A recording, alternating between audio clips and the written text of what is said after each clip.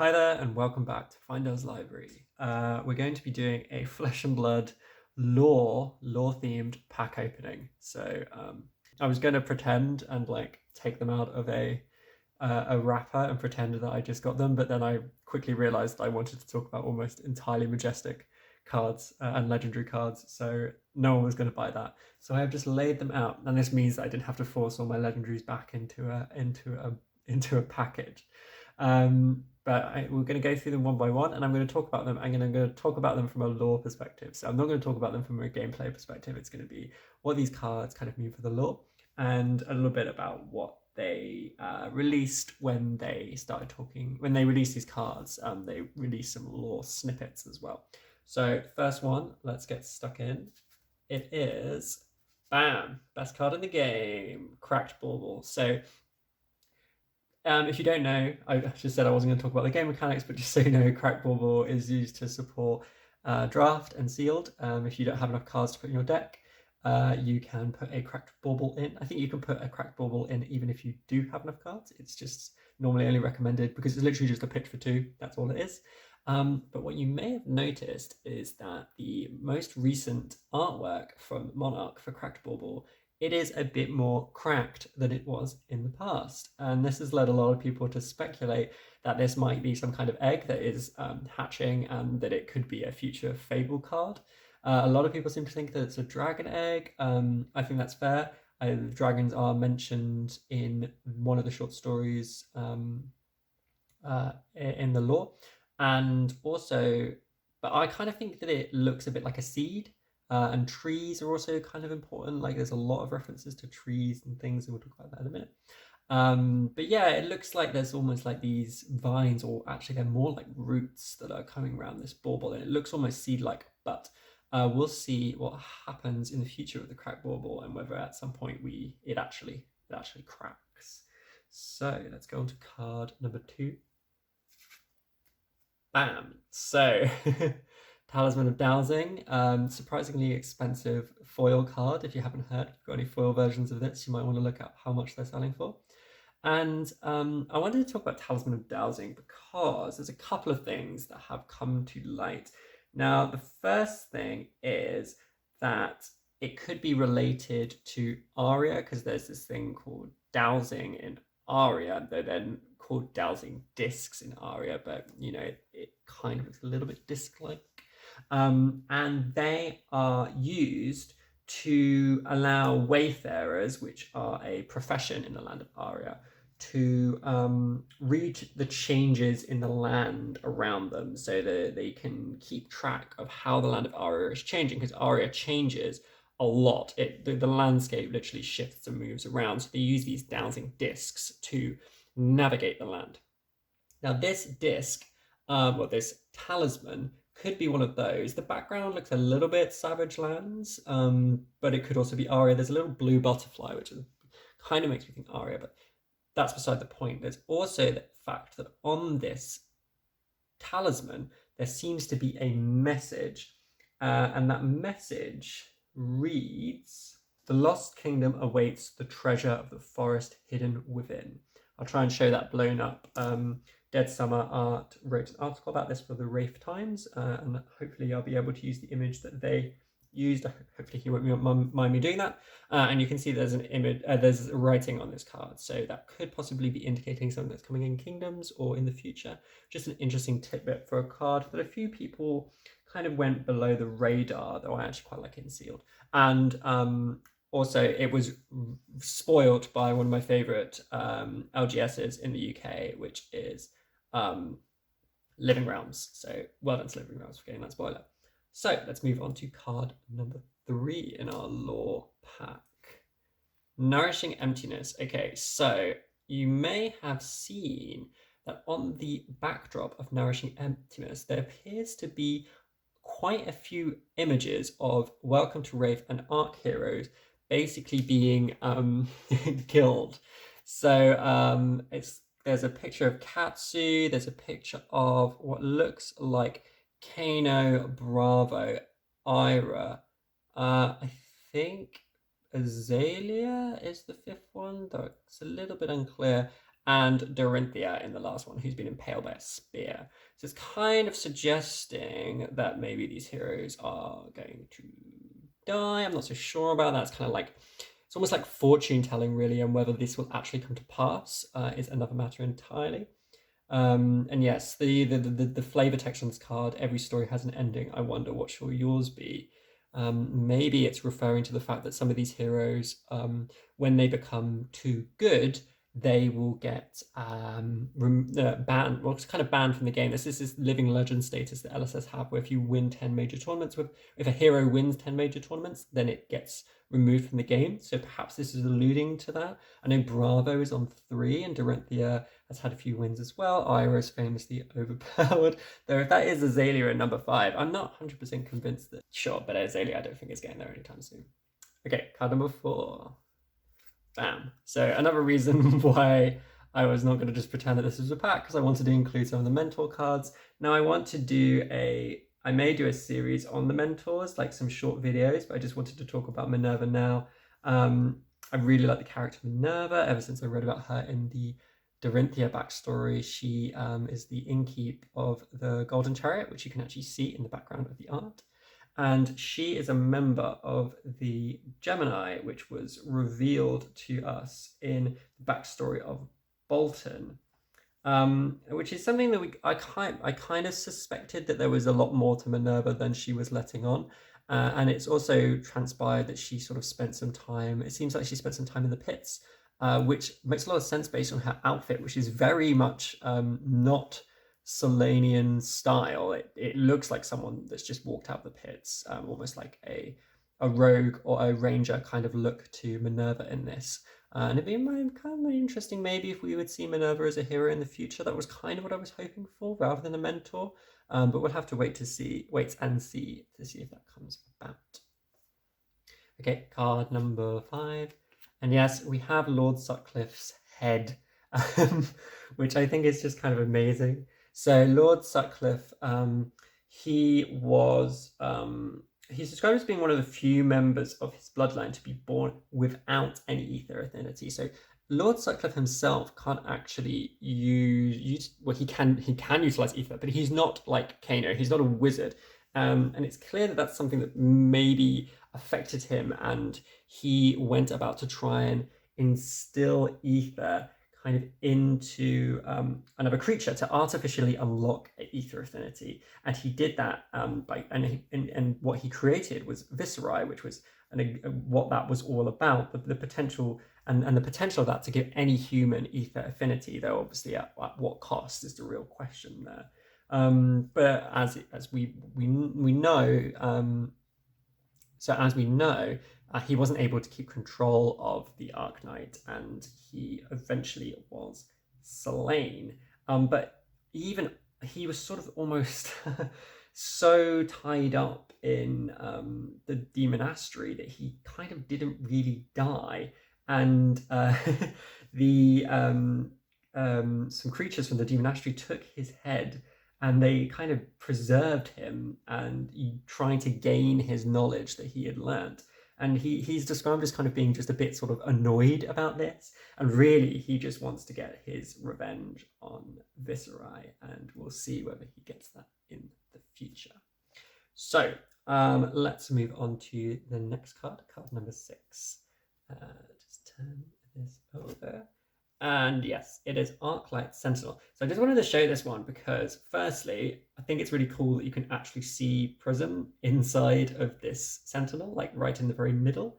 She's just sort of standing there, like being held aloft by the Arclight Sentinel. And the Arclight Sentinel is described as being Prism's personal illusion. So it's clearly something that maybe she's created. It's not based on a herald, which is kind of interesting too. And I kind of just wanted to touch a little bit on this Arclight and how similar it is in sounding to the Arknight of Viscerai. And it's kind of thinks to me whether we're setting up Viscerai and Prism to be in some kind of conflict, like he is a creature of shadow and she is a creature of light. And they both use this word arc in their names, which I just think is a little bit interesting. Let's move on to the next card, which is Herald of Erudition.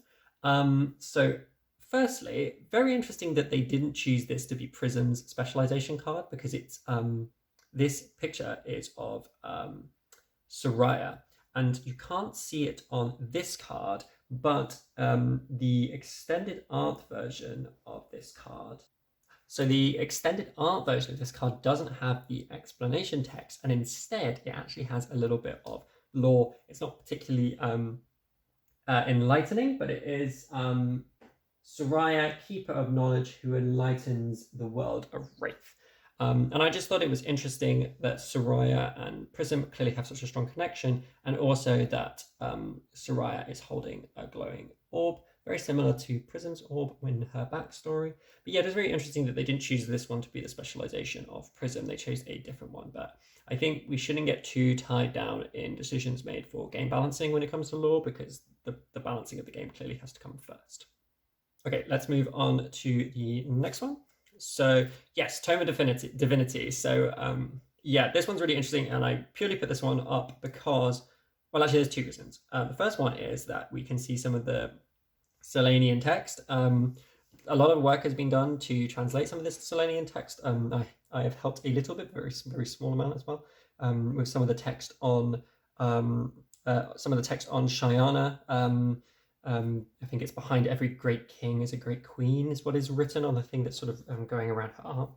And there's some bits and pieces of words. There's some words on this. It's quite hard to make it out. There seems to be the words force and hand and wraith. It doesn't seem to be anything distinct, but it's just interesting again to see this text. You can see it on some other cards in the game too, and it's kind of fun to try and work out what it says. But there's another thing on this card, which is the flavor text. So knowledge bows before nothing except existence itself. Grand Magister the Radiant. So that's not the current Radiant. That's not the current Grand Magister, because we know that the current Grand Magister is called something else. So on the page for Solana, it says that the current Grand Magister is the Steadfast, not the Radiant. So just something a little interesting to note, that this quote isn't from the current Magister, it's from a previous Magister, talking about how knowledge bows before nothing except existence itself. Let's move on to the next card. Yep, Celestial Cataclysm.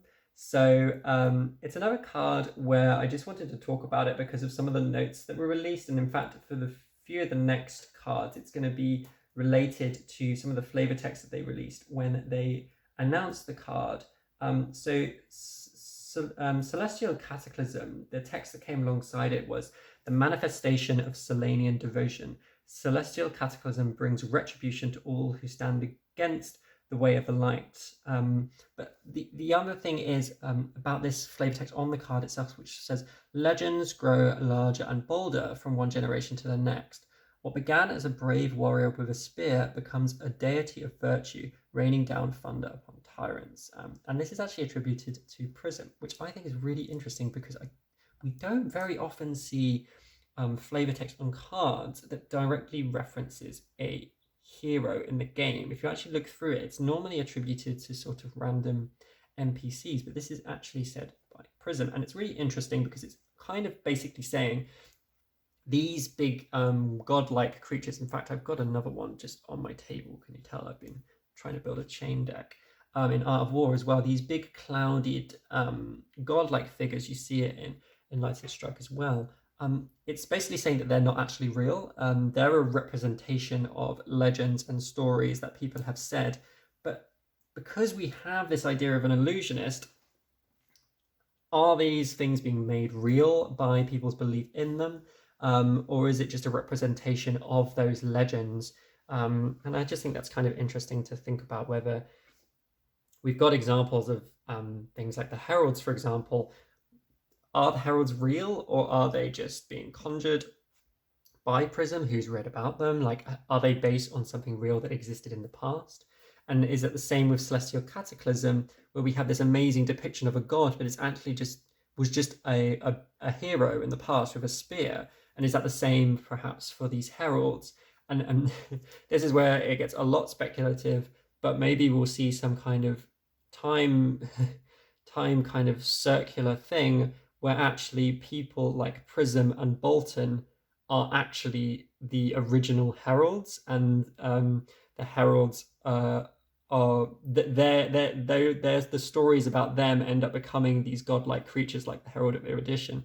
That is actually based on Prism, and maybe there's some circular thing going around. Pure speculation there, not very well said, but that's kind of what was going through my head when I was looking at these cards together.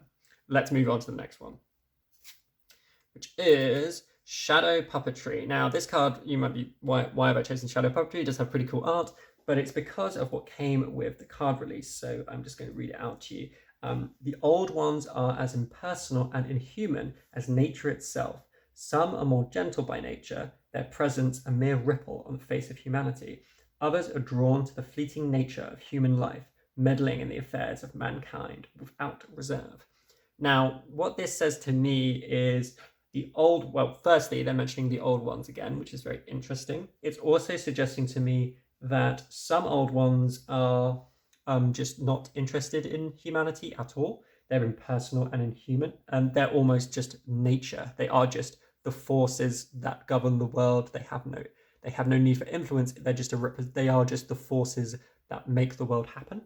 But there are others who like to play around, to meddle with the affairs of mankind without reserve.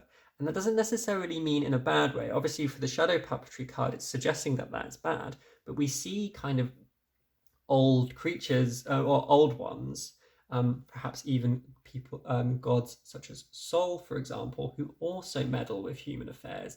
Well, Sol itself, literally, from a Solanian point of view, decides the path of every child that lives in Solana. They apparently make something in the room glow, and that's what the child ends up doing. And if that's not an example of puppetry as well, I'm not sure what is. So it's just, we're thinking about Sol as an entity. If Sol is an old one or not, we can debate.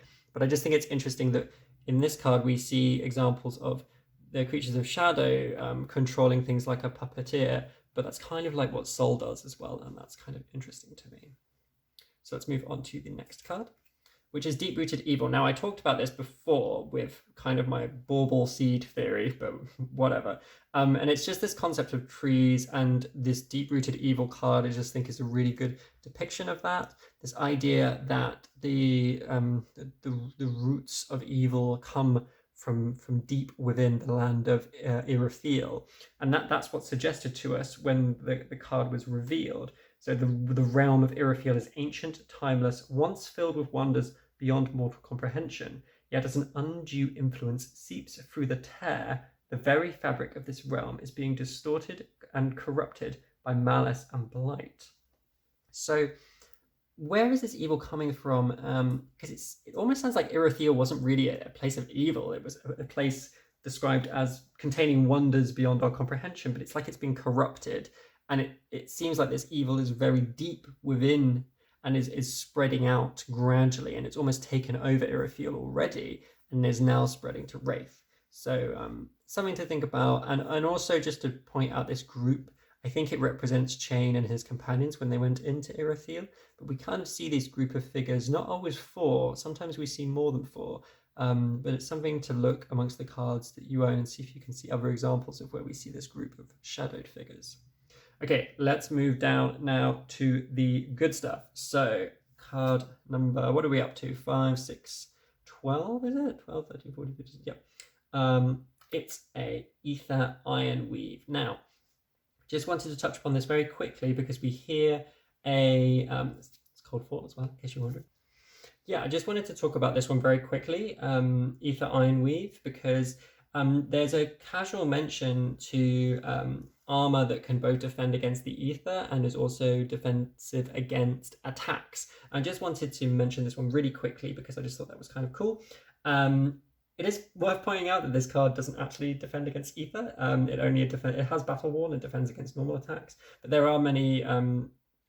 There is a reference to how they were trying to do in the Demonastery, trying to develop an armor that could protect against ether and protect against regular attacks. And it seems like Ether Iron Weave is that. It's ether and it's iron combined together, and I just thought that was kind of interesting. Okay, next card. It is Doomsday. So Doomsday, showing this big tower of skulls and the throne atop it. Now, I just wanted to talk about this very quickly, just because the text on this, the flavor text that was released with it, very interesting, where it says, when the throne stands empty, the mortal realm shall fall before the harvester's bloodline. After millennia trapped within a visceral wasteland, Blasmaphet has been unleashed upon the world of Wraith. And I just wanted to talk about this because it just poses quite a few questions, like, was this throne sat on before, and who sat on it, and why is it now empty, and why does that now mean that the mortal realm shall fall? And it just poses so many questions. I just wanted to talk about it very briefly and just think about, well, what does this mean to have this empty throne? And are they suggesting that when someone sits upon the throne, then the mortal realm will be safe again? Is it saying that someone from the mortal realm will need to sacrifice themselves to go to this place and sit upon the throne to stop Blasmaphet? Just a thing that I wanted to touch on. Okay, next card. Bam! Eclipse. So, the legendary chain specialization. And I wanted to talk about this card because it's another example of showing the sun and the moon together. And it's something that we've had in the past with Flesh and Blood, is this relationship between the sun and the moon. And we see this in Moon Wish and Sunkiss. And the flavor text on Sunkiss reads, separated by a power greater than their own, they chased each other across the sky, waiting for nothing more than to reunite. And I just thought this was interesting because this isn't the real moon. This is, when you zoom in on the artwork for this, you see that this is covered in bones, in skulls, and it's like a fake moon. And again, it's breaking that connection between the sun and the moon, which I do think is probably quite relevant to the story of Wraith, is this relationship between the sun and the moon. And this is like a new darkness that has eclipsed the sun.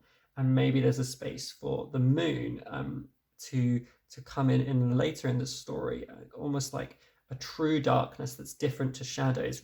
I think it's really interesting that they've chosen shadow, because shadow is not darkness. Shadow can only happen when you have darkness and light together. And I hope that they play on that in the future. Okay, next card. Bam, another really good one. Phantasmal Footsteps. I just wanted to talk about this because I just pulled this card very recently. So I was like, I'm going to put it in the video, even though it means I'm going to have 16 cards instead of 15. And it's just a really good card. We obviously see the castles and the sky in a lot of other artworks. And I just wanted to touch on how it seems to be that it might be the same character that is in the Phantasmify card. Because in the full art version of the Phantasmify card, you can kind of see the clasps around her feet, which look very similar to the Phantasmal Footsteps. And other people have speculated that Phantasmify may show an illusionist from Aria because of the tree in the background being very similar to some of the art we see from there. So this could be almost like another representation of Aria in the background. Or they could be related, or this character could be a character from Aria, and that's what we're seeing in Phantasmal Footsteps as well. But I just wanted to throw that in. And okay, I guess because I just pulled it in, it's a very cool card, but I also wanted to include it. And finally, very special card. I've got it this way around, but you'll soon see that it needs to be a different way around. It is the Grand Library of Solana. So yes, I was very, very, very fortunate. Well, in fact, I was very fortunate to pull all of these amazing cards, but this one is pretty special. The Grand Library of Solana, we all know it's the Library of Illumination. I'm not entirely sure why they call it the Grand Library of Solana rather than the Library of Illumination. I think they possibly wanted to have the word Solana in there because it's a landmark card. I don't really have too much to say about this. I just wanted to show it off. I do think it's really interesting that you can see the statues of the old Grand Magisters there that are mentioned. We can only see 3, there should be 5.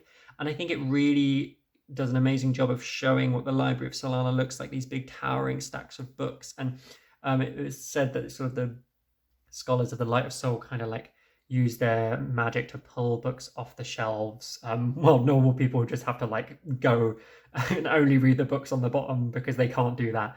But I just think the artwork is amazing, and it really shows what this place looks like. And that's what I really like to see from the cards, is just giving us an insight into what some of these locations look like. And I think landmark cards in the future will be really good for that. So an amazing card. It's probably going to go right back in its proper case in a minute, but I just wanted to put it out there and show it to you all because It was pretty lucky to pull. I'm very lucky when it comes to Fables so far, but it was still pretty hyped to pull the library, especially considering the channel name is Fyendal's Library. So that was really awesome too. Okay, well, I hope you've enjoyed this video. It was just a bit of fun to do while I'm working on some other projects to get out for you guys. Just a quick run through of these cards and me just sort of talking about them and speculating about some of the lore. Nothing too in-depth today, but I hope you enjoyed it anyway. And if you like the content, please subscribe. We've got some good videos coming up soon. I think I'm going to cover all of the mentors in a lot more detail. Kind of touched upon two of them today, but there's definitely going to be more in the future. To go through some of the lore behind the mentors of the Blitz decks, which I hope will be useful for you, but hope it will be interesting for you. But thank you for listening, and I'll see you next time.